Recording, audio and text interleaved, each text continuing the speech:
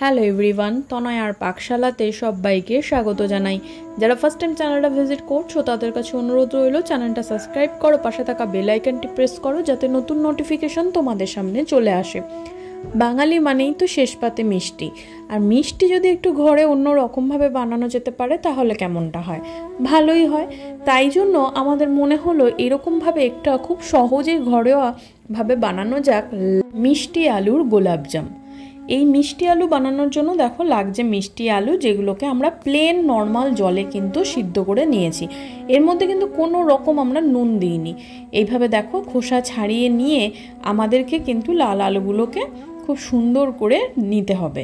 এই মিষ্টি আলু দিয়ে গোলাপ জামুন বানালে কিন্তু বেশ একটু মিষ্টি মিষ্টি হয়, খেতে কিন্তু ভীষণ ভালো হয়।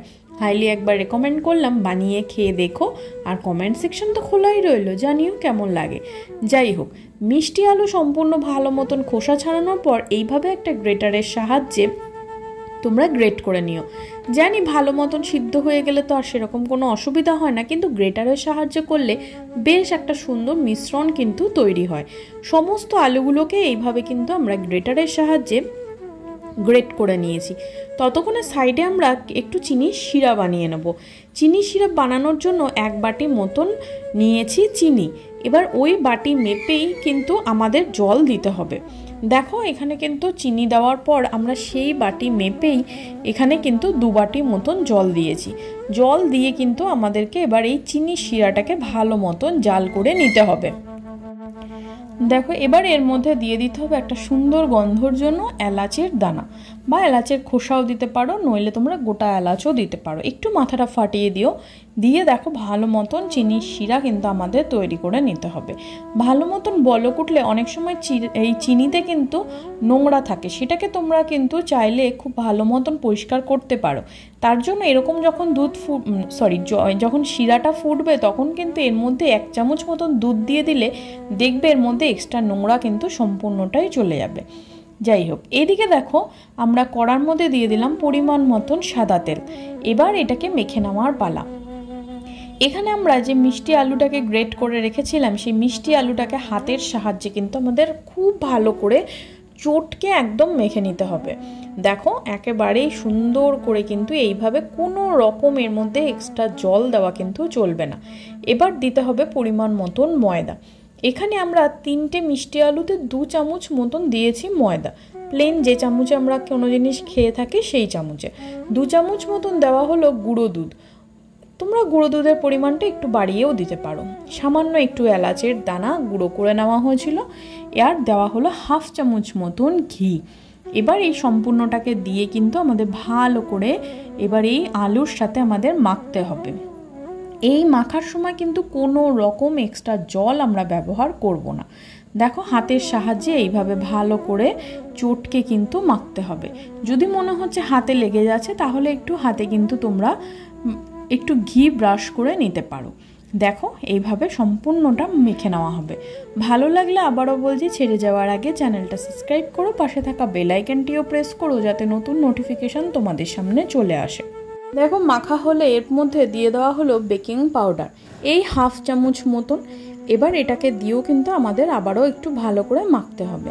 বেকিং পাউডার আর সামান্য একটু নুন দিয়ে কিন্তু দেখো আবারও ভালো করে এটাকে আমাদের মেখে কিন্তু একটা মণ্ড তৈরি করে নিতে হবে। এভাবে মণ্ড তৈরি করে নিয়ে গোলাপ জামুন যেমন হয় ঠিক সেম সাইজের একটু ছোট ছোট করে কিন্তু আমাদের এইভাবে গোল গোল করে কিন্তু সম্পূর্ণ বলের মতন করে নিতে পারো। তোমরা চাইলে কিন্তু এটা একটু লম্বাটে ধরনেও করতে পারো, কিন্তু গোলাপজাম যেহেতু গোলই হয় বেসিক্যালি সেই জন্য আমরা এটাকে গোলভাবেই বানানো হয়েছে।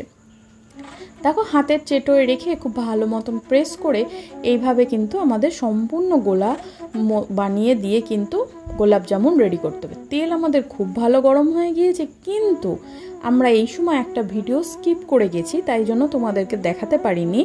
এইভাবে দেখো তেলের মধ্যে দিয়ে কিন্তু আমরা গোলাপ জামুনটাকে একটু ঈষদুষ্ণ গরম হলেই, খুব হাই ফ্লেমে দিয়ে ভাজবো না, মিডিয়াম আঁচে রেখে কিন্তু আমাদের এই সম্পূর্ণ গোলাপ জামুনগুলোকে সুন্দর করে একটা হালকা গোল্ডেন ব্রাউন কালার ধরলে এইভাবে ভেজে তুলে নিতে হবে। দেখো বোথ সাইড কিন্তু আমাদের খুব সুন্দর গোল্ডেন ব্রাউন কালার ধরে গিয়েছে।